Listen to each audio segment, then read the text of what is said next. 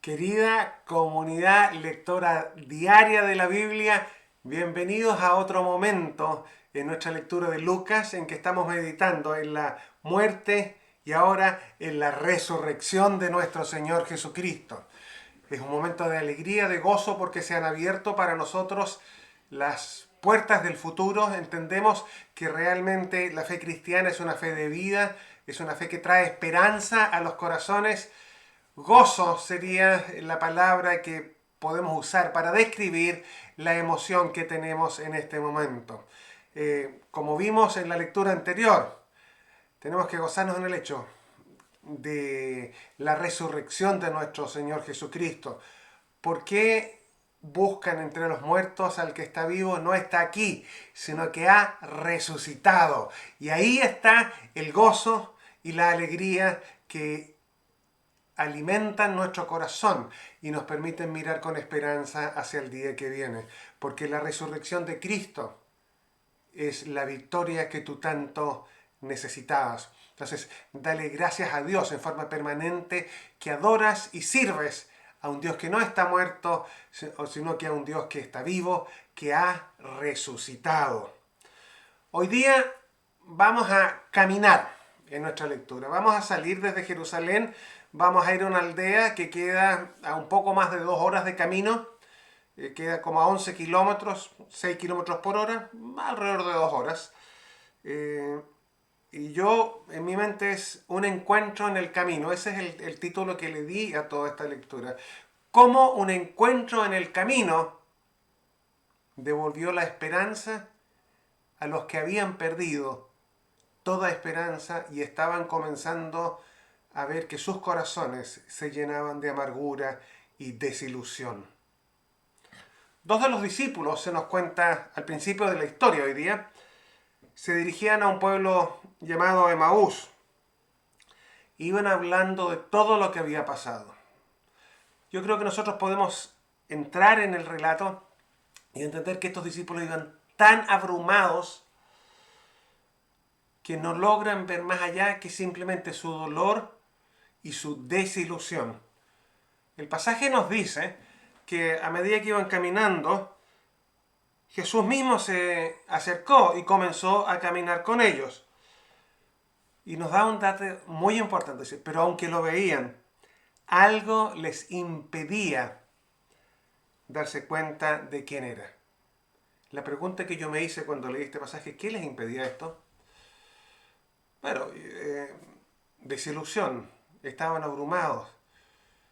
Yo creo que también había algo de amargura, porque Dios, ¿qué había hecho Dios? ¿Dios los había dejado? ¿Por qué Dios permitió que Jesús muriera en la cruz? Yo creo que todas esas cosas estaban en la mente de estos discípulos.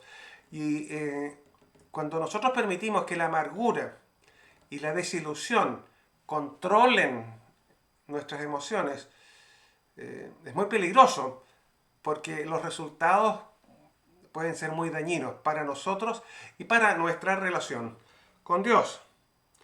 Es tanto aquí, por ejemplo, que vemos a estas personas amargadas, desilusionadas, abrumadas por la muerte de Jesús, que no pueden darse cuenta, o no pueden identificar, mejor dicho, quién es la persona que les está acompañando ahora en el camino.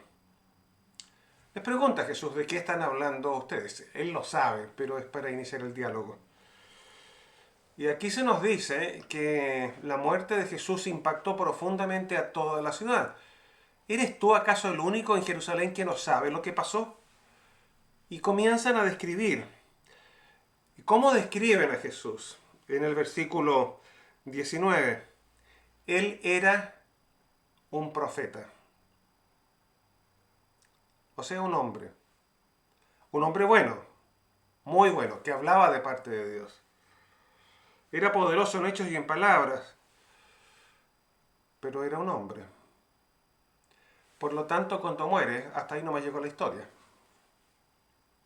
Y si tú te fijas en los tiempos verbales que salen de ahí en adelante, todos eran en pasado. Era un profeta. Y después más adelante dice, nosotros teníamos la esperanza, ya no tenemos la esperanza, está diciendo ahí, que Él sería el que iba a liberar a la nación de Israel, pero murió, ya se acabó la esperanza. Seguimos esclavos. ¿Logras captar tú el dolor que hay en esos corazones cuando dicen, pero ya hace 3 días que pasó todo esto? Desilusión, que se refleja en el hecho de que ellos están yéndose de Jerusalén, están yéndose a volver a su vida anterior. Fue linda la esperanza mientras duró, pero la desilusión es mayor. No solo se están alejando de la esperanza, sino que se están alejando de la comunidad de aquellos que Dios estaba formando. Y yo creo que aquí nosotros podemos parar un momento y decir que lo peor que podemos hacer en medio de nuestro dolor, porque dolor va a venir a nuestra vida. Muchos de nosotros en esta situación tan especial que estamos viviendo, tenemos desesperanza, tenemos dolor, amargura puede ser. Sentimos que Dios nos ha jugado chueco, nos dejó botados. ¿Por qué no ha hecho algo Dios? Muchos pueden estar diciendo. Y nos alejamos. No solo de Dios, también de aquellos que nos pueden acompañar en nuestro dolor, en nuestra desilusión, para ayudarnos a recobrar fuerzas, a tener esperanza. Ojo, ellos tenían ya el testimonio de las mujeres y de Pedro de que la tumba estaba vacía. Ellos sabían lo que Jesús había enseñado, pero de alguna manera, convenientemente, el pecado yo creo que afecta a nuestra vida, les hace no ver lo que es evidente. A Jesús no lo vieron. Ese es el relato. Y ahí es donde Jesús dice, qué faltos de comprensión son ustedes, esa parte. ¿Acaso no tenía que sufrir el Mesías? Ojo, no el profeta, el Mesías. Y comienza a hablarles desde la palabra de Dios. Cuando dice que comenzó a hablar desde los libros de Moisés hasta los profetas, está diciendo toda la Biblia. Es una manera de decir todo el Antiguo Testamento, todo lo que ellos conocían como escritura. Y lo que les está diciendo es que toda la escritura apuntaba al Mesías y a lo que el Mesías iba a hacer por ellos para liberarles de la verdadera esclavitud, porque la esclavitud al Imperio Romano era nada comparado con la esclavitud al pecado. ¿Cuándo le conocen? Dice que Jesús llegaron al pueblo, a Emaús. Jesús hizo como que iba a seguir y yo dije, pero quédate con nosotros, ya es tarde. Parte el pan, da gracias a Dios. No sé si te das cuenta lo que significa eso. Eso habla de comunión con Dios y con los demás. Cuando ellos experimentan esta comunión que Dios les entrega, sus ojos se les abren y logran entender quién era Jesús. Alejarse de la comunión con Dios, alejarse de la comunión con los hermanos, no es saludable.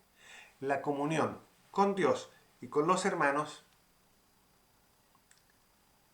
ayuda a restaurar el alma. Ayuda a que la esperanza eche raíces en tu vida. La esperanza siempre se experimenta a nivel personal, por supuesto, pero en el contexto de una comunidad, con Dios y con el pueblo de Dios. Entre paréntesis, aquí no está haciendo una santa cena, porque simplemente dice que partió el pan. Pero la idea de fondo es que ellos se estaban alejando de la comunión y aquí Cristo los llama, Él les hace hacer de nuevo comunión y ahí ellos por fin pueden ver y entienden entonces que todo aquello que veían como derrota, algo que Dios les había abandonado, era la verdadera victoria. Porque Cristo no estaba muerto, había resucitado. ¿Y qué es lo que intuitivamente hacen estos hombres? Vuelven a los demás y se los cuentan. De verdad ha resucitado, el Señor y se le ha aparecido a Simón. ¿Y estaban contando eso? Mañana contamos la historia de lo que pasa cuando ellos estaban contando eso. Tú has recibido la misma revelación que ellos. Tú en Cristo tienes comunión con Dios y tienes comunión con el pueblo de Dios. ¿Qué vas a hacer con estas comuniones? Tienes que trabajar, alimentar esta comunión con Dios y con los demás. La comunión con Dios la alimentamos a través de lo que estamos haciendo acá. Estamos meditando en su palabra. Trabaja en eso. Agradece a Dios porque el Cristo resucitado viene a nosotros. Y podemos decir como ellos, de veras ha resucitado el Señor y ha traído esperanza a todos los que necesitan tener esperanza. Que Dios te bendiga hoy día.